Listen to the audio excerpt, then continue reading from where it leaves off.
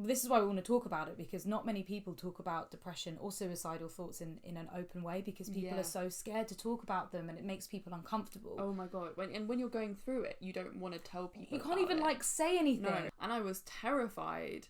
There was a point where there was one of the weeks where I stayed in bed for like a whole week. I couldn't, I just had no motivation to leave. The harder it is to talk about, the more you need to talk about it. Yeah. We're together! We are together back in our original, well, not the original, but the second original set.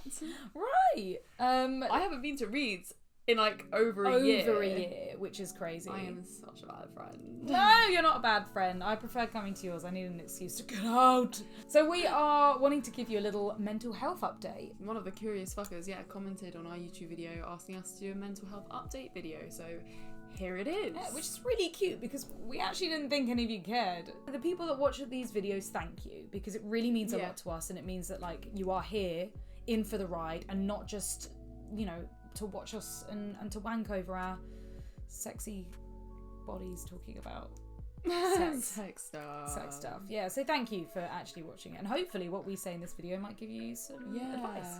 Yeah, because I think a lot of things have changed with our mental health since the last time we spoke about it.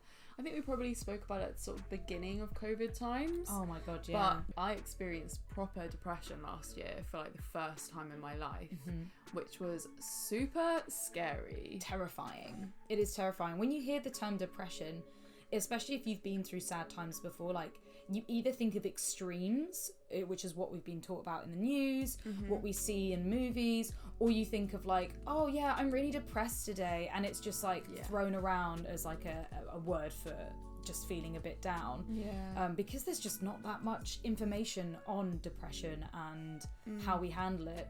And of course, like everyone went through some fucking deep dark shit over lockdown. We all went through it, especially those who already have existing mental health issues. What happens in our lives as well, like really affects our mental health. And at the time, like we're going through at the moment with a pandemic, if something big happens, it can just throw you into those really dark places. And I think with me, it was definitely like the heartbreak that I experienced last year that kind of left me in this really vulnerable state that I just hadn't been in before. Like I got to a point where I was just like, I felt so like alone, and I actually changed therapists in the end, because I just felt like the therapist that I had been with, she just wasn't really helping me in the right way anymore, and like I just felt like she wasn't really getting what I was going through, or she wasn't saying anything that was helping me anyway. You can kind of come to an end with a therapist, because it's almost like they've given you all the information that they can, and you don't learn anything new, and like that can be a really amazing thing, and it means that you're like ready to grow. But when you need somebody in that moment and they're not giving you what you need, if you feel like you're not growing as a person, or coming away from sessions feeling like, okay, I learned something new, it doesn't have to be a really positive thing, you don't have to come away feeling amazing, but as long as it changes your mind about something, and it's productive and you move forward, then that's when you need a fucking change. And I guess like I found my new therapist, and I was like, actually I click with him on like a different level, and I know that he gets me and understands like everything that I'm going through right now, and I was just like, I know that I need to move on to him, because he was actually going to be able to help me. I guess like at the beginning of COVID, I think I was doing all right, apart from the fact that I was kind of lonely, and it was just confusing, and I was really scared. Like at the beginning of COVID, I didn't leave my house for 6 weeks. Like I didn't go past the front door. I was in the garden, in my room, in the kitchen, in the bathroom for 6 weeks. I didn't leave, which, was extreme. And it's not you. I think for a lot of people maybe that's can be quite normal. But you are I'm outdoors every day. I need to go do something outdoors every day. I love walking, and I've got back into walking again now, but I guess that was a scary point. But then I met my partner now, actually, and he kind of got me outside again. He made me realise like who I actually am, and like what I was doing, and sort of like sort of injected the juice of life back into me, I think. Yeah, especially because I think everyone at lockdown, if you're living with people, you just either ended up getting so like insular, or you'd end up just getting fucked all the time, like with your housemates. You were just drinking. It was almost a bit like a weird party at the beginning of lockdown. Well, I didn't that's really, not good. I didn't socialise with my housemates at all. Yeah. I wasn't really friends with any of them, so I was basically by myself. Yeah. I guess. In your room. In my room, yeah, playing computer games. Which, Yeah. you know what, I don't have like that many bad memories about that part of it. When my partner left me and we went on a break, I got hit really hard because I had realised how I had become so dependent on him because he was the only person that I was seeing outside, because we weren't really allowed to like mingle with people, like especially be intimate people. It wasn't allowed. So having like a partner in that way was a lifeline for me, and I just hadn't quite realised how big it was. It's like retraining your brain. You're basically training your brain to be like, being alone is bad because that makes me feel bad, and that's like scary and lonely and depression, and then being with this other person is good and must be great, and that's like a very dangerous combination to have. It's like being afraid of being alone.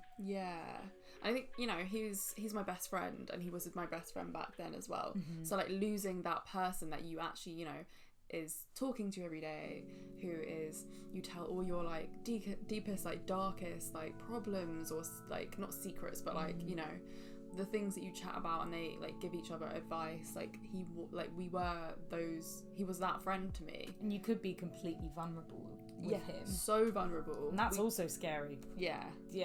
Because so losing that in the middle of a pandemic was the thing that like knocked me into like full depression for the first time in my life.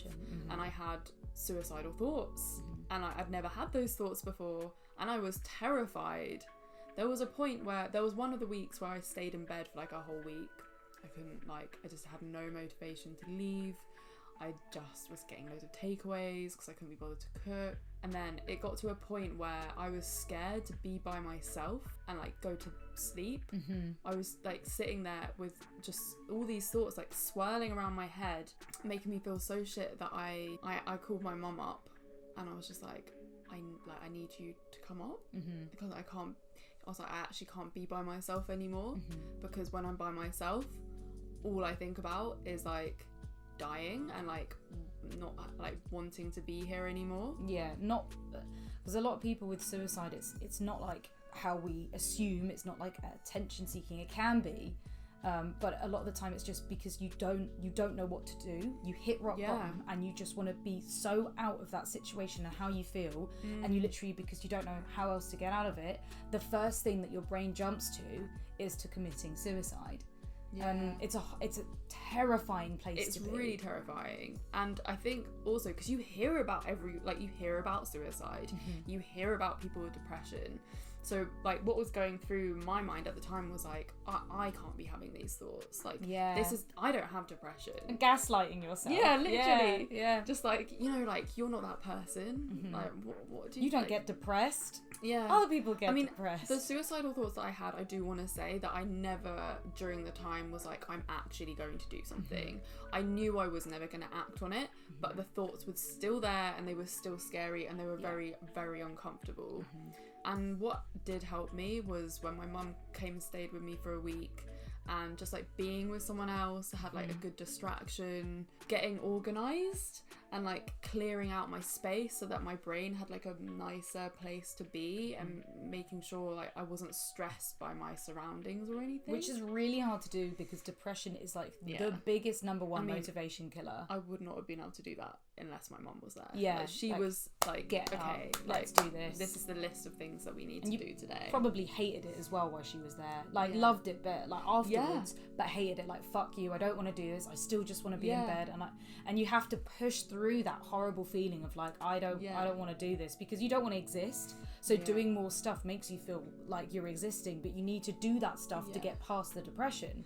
But I did slowly get out of that point. I think the week with my mum really, really helped. As the weeks went by, I just stopped having those thoughts. And it wasn't like I was happy. I wasn't happy. And really fucking annoyingly, the only time where I fully was like, you know what, I'm happy again, is when I started seeing my partner again. Yeah. We were both just miserable without each other, so it just made obviously sense to start seeing each other again so we could be happy. But you know, like since then it's changed from that relationship and it's evolved into what it is now. And my mental health along the way has, like, I've had a therapist throughout this whole thing. And that has been, like, obviously a lifesaver. I was seeing him every single week. And then it got to a point where I was like, you know what? I don't have to see him every week now. I can see him every other week. And that's the sort of stage that I'm at now. In fact, I've got like 3 weeks in between this appointment. Yeah, nice. And I'm just at a point where I think moving out really, really helped my mental health. Yeah. Getting out of my toxic, negative energy old house. Horrible. I feel really good now.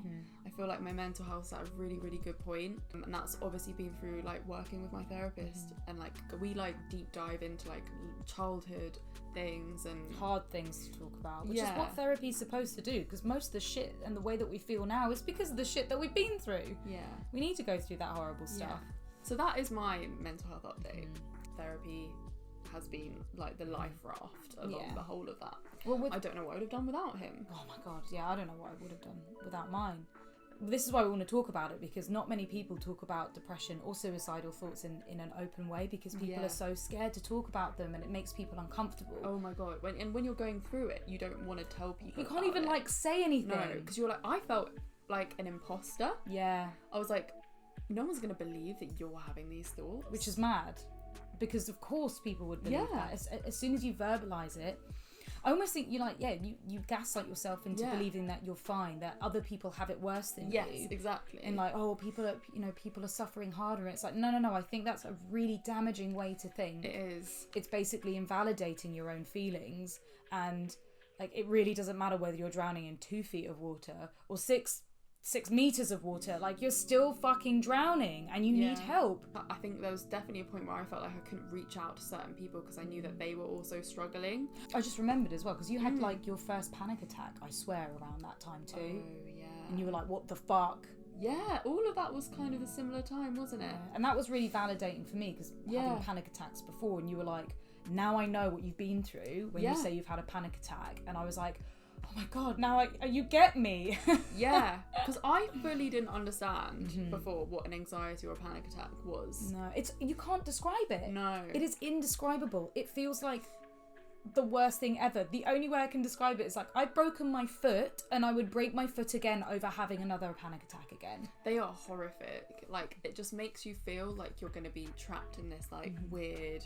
Your body just feels different. You just need to get out of your body. You don't know how to describe it. The paranoid thoughts are like, I was just thinking things and I legitimately believed the things that I was thinking in my head in that moment. Like, I literally thought my housemate was a serial killer who just moved in and she was going to come down and kill me. And I was locking my door every single night because I was like in these like paranoid thoughts. And that's like what a panic attack or anxiety attack does. You get a little fleeting thought, a bad one, and you believe it. Yeah.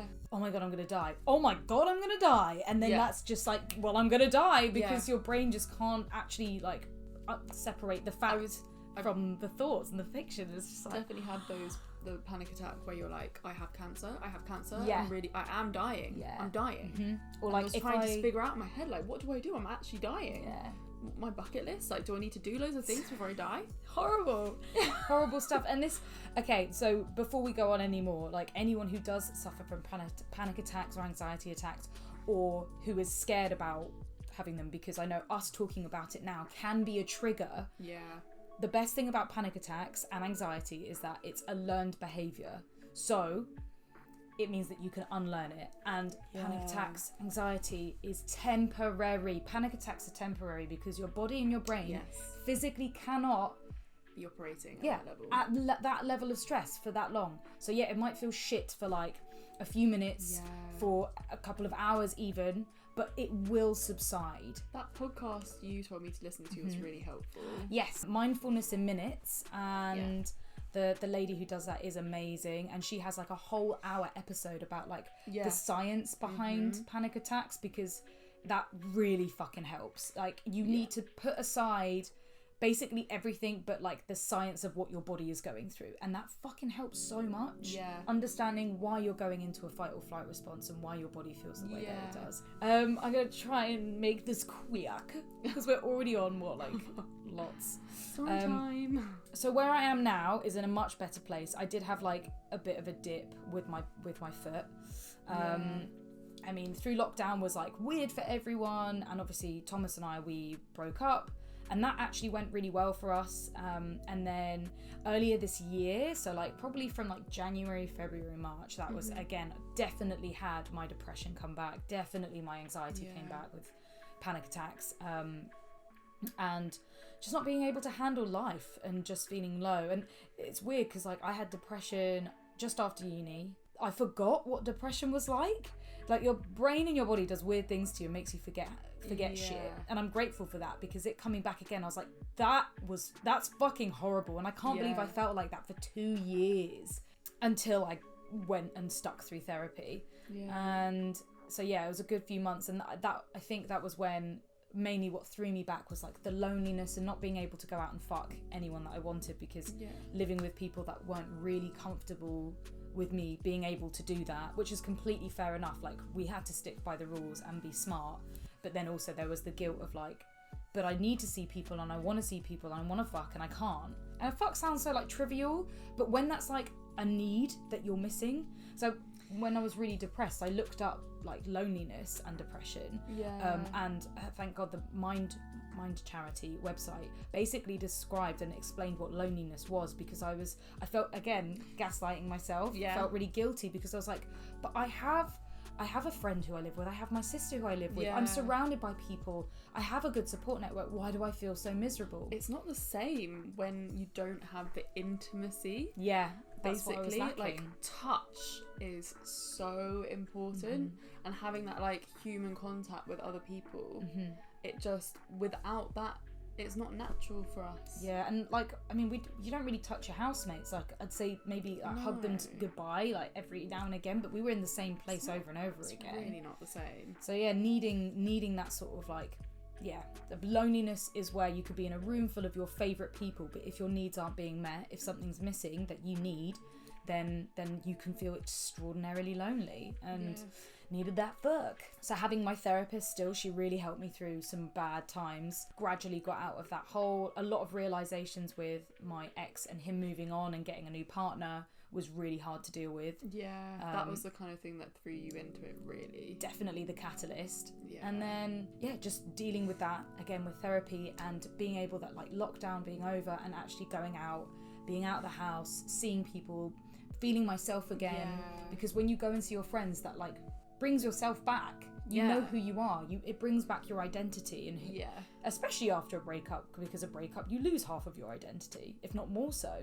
And so really lucky, apart from breaking my fucking foot, which you can watch the whole vlog on if you like, if you want to know exactly how I did it, because it's a joke story. And so that was another little dip towards the end, but now like I'm feeling really good about it. I broke my foot like over a week ago now, so I'm feeling really good, feeling really positive, and I'm just gonna keep seeing my therapist. You're gonna have ups and downs with it, because it's frustrating not being able to do what you usually do. Oh my god, there are gonna be times where I'm gonna be so angry about it, so angry, but it's gonna be okay. I feel positive at the moment. Tired though, physically so tired, and I think your body's healing something, right? It's part of my homework for therapy is to schedule in time where I can recover and recuperate. That's so hard when all I want to do is everything.